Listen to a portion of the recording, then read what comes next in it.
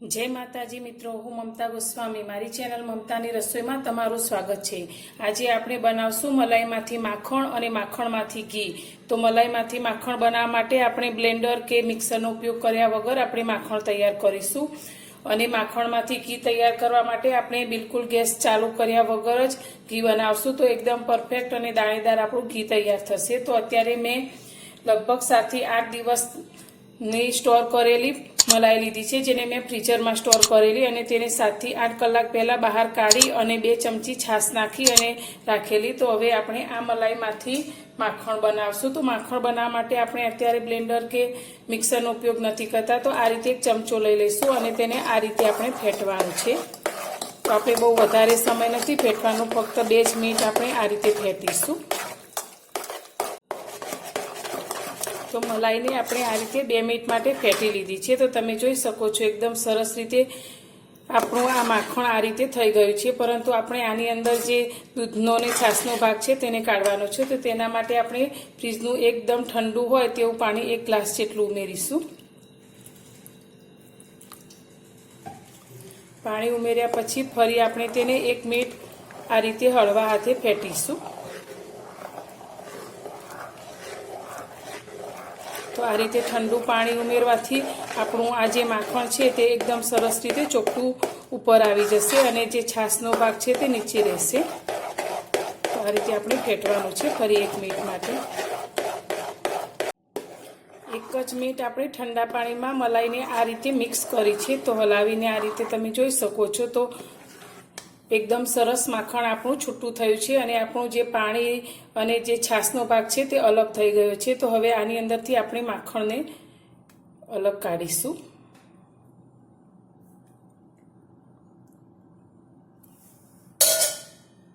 तो आ रीते आपणे बंने हाथनो उपयोग करी अने माखणने बहार काढवानुं छे, जेथी अंदर रहेલું બધું જ पाणी નીકળી जाय।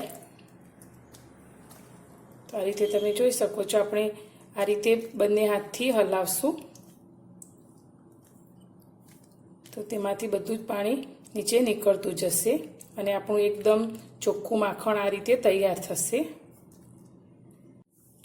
આપણે મલાઈને વલોવી અને આ રીતે માખણને અલગ કરી લીધું છે, પરંતુ હજુ આ માખણની અંદર થોડો પાણીનો ભાગ છે।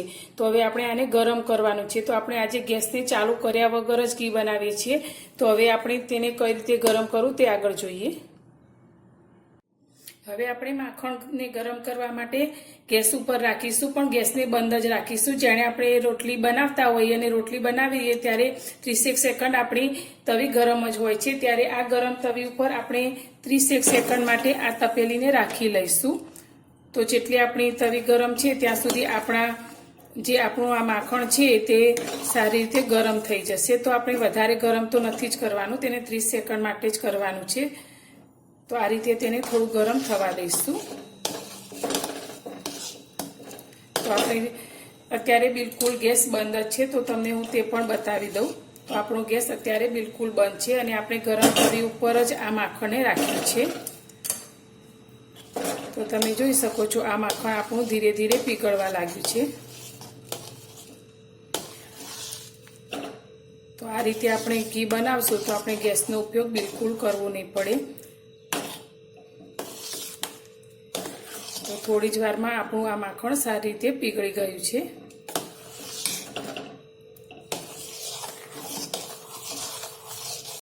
तवी उपर राखेली आपणी तपेलीमां माखण सारी रीते पीगળી गयुं छे। तो हवे आपणे आ चमचाने आ रीते तपेलीमां ज राखीशुं अने तेने आपणे फ्रीजमां मूकीशुं। माखणने फ्रीजमां राखी आपणे 7 થી 8 कलाक जेटलो समय थई गयो छे। तो हवे आपणे माखणने जोईए तो वच्चे आपणे आ रीते चमचो राखेलो। तो हवे आपणे आ चमचाने आ रीते लई लईशुं। तो आपणे अंदर जे पाणी रेड्युं हतुं ते थोडुं पाणी जे रह्युं हशे ते आपणे काढवानुं छे। तो तेना माटे आपणे आ चमचाने लीधा पछी तमे जोई शको छो आपणुं घी पण एकदम सरस रीते तैयार थई गयुं छे। तो वच्चे आ रीते खाडो करी अने आपणे आ तपेलीने थोड़ी नमावशुं, तो जेथी अंदर जे पाणीनो के छाशनो भाग हशे ते નીકળી जशे। तो आ रीते थोड़ું प्रेस करी लईशुं એટલે नमावती वखते नीचे ढळे नहीं। હવે આપણે એક બાઉલ લઈ લઈશું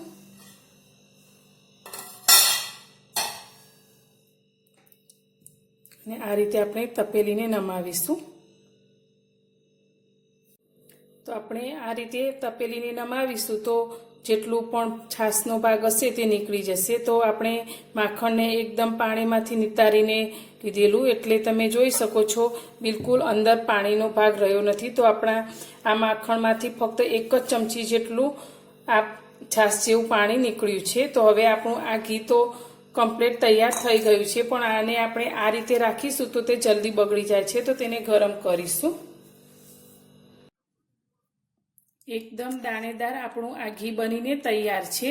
તો તમે આ રીતે પણ આ ઘીનો ઉપયોગ કરી શકો છો, પણ આપણે થોડું તેને ગરમ કરી અને ગાળી અને એક ડબ્બાની અંદર ભરીશું. તો અત્યારે આપણે 2 મિનિટ માટે ગેસ ચાલુ કરીશું. તમે આગળ જે રીતે આપણે પ્રોસેસ કરી હતી ગરમ તવી પર મૂકીને તે રીતે પણ કરી શકો છો, પણ અત્યારે ઝડપથી આપણો આ ઘી તૈયાર થઈ જાય તેના માટે આપણે ગેસને ચાલુ કરીશું ને ફક્ત 2 જ મિનિટમાં આપણું આ ઘી સારી રીતે ગરમ થઈ અને પીગળી જશે. અને આની અંદરથી બિલકુલ જે કીટુનો ભાગ નીકળતો હોય છે માખણ ગરમ કરતી વખતે તે બિલકુલ નથી નીકળતો અને આપણું ઘી આ રીતે ઝડપથી તૈયાર થઈ જાય છે. તો તમે જોઈ શકો છો આપણું ઘી ધીરે ધીરે પીગળવા લાગ્યું છે. તો અત્યારે મેં ભેંસનું ચોખ્ખું જે દૂધ આવે તેની મલાઈ ભેગી કરેલી, એટલે આપણું ઘી એકદમ સફેદ અને દાણેદાર તૈયાર થયું છે. તમે જે કોથળી આવે છે તેના દૂધનો ઉપયોગ કરતા હોય અને તેની મલાઈ કાઢતા હોય તો તેનું જે ઘી થાય તે થોડું પીળાશ પડતું થાય છે. તો હવે આપણે આ રીતે ઘીને ગરમ કરી લઈશું. 2 જ મિનિટમાં આપણું ઘી તમે જોઈ શકો છો એકદમ સરસ રીતે ગરમ થઈ ગયું છે. તો હવે આપણે આ ઘીને ગાળવાનું છે. તો આપણે ગેસની ફ્લેમ બંધ કરી લઈશું. ઘી ભરવા માટે મેં આ રીતે એક સ્ટીલનો ડબ્બો લઈ લીધો છે. તેની ઉપર આપણે એક મોટી ગળણી રાખી લઈશું અને હવે આપણે ઘીને ગાળીશું. તો એકદમ ચોખ્ખું આપણું ઘી બનીને તૈયાર થયું છે. તો આપણે જેટલી મલાઈ લીધી હતી તેટલું જ આપણું માખણ તૈયાર થયું અને માખણમાંથી આપણે બિલકુલ પાણીના અને છાશના ભાગને નિતારીને લીધેલો. તો આપણું એકદમ ચોખ્ખું ઘી બનીને તૈયાર થયું છે. તો તમે જોઈ શકો છો આ ઘી ગરમ થતાં કેટલું કીટું નીકળ્યું છે, ફક્ત 1 જ ચમચી જેટલું. તો તમે આ રીતે ઘીને બનાવશો તો એકદમ વધારે ઘી બની અને તૈયાર થાય છે. તો હવે આપણે આ ઘીને થોડું બહાર ઠંડુ થાય પછી 10 થી 15 મિનિટ માટે ફ્રીજમાં રાખીશું અને પછી તમને હું બતાવું કે આપણું ઘી કેવું સરસ દાણેદાર તૈયાર થયું છે. ફ્રીજમાં રાખેલું ઘી આપણે બહાર કાઢી લીધું છે. તો તમને હું ચમચીથી બતાવું તો આપણું ઘી કેવું એકદમ સરસ દાણેદાર અને સફેદ તૈયાર થયું છે. તો તમે નજીકથી પણ જોઈ શકો છો કે આપણું ઘી એકદમ સરસ રીતે તૈયાર થયું છે અને ખૂબ જ ઓછી મહેનતે અને આપણે મિક્સર કે કોઈ વધારાના વાસણનો બગાડ કર્યા વગર જ આપણે આ ઘી તૈયાર કરી લીધું છે. તો તમને મારી આ રીત કેવી લાગી? જો પસંદ આવી હોય તો વિડીયોને લાઇક કરજો, શેર કરજો અને મારી ચેનલને સબસ્ક્રાઈબ કરવાનું ભૂલતા નહીં. તો ફરી મળીશું નવી રેસીપી સાથે નવા વિડીયોમાં.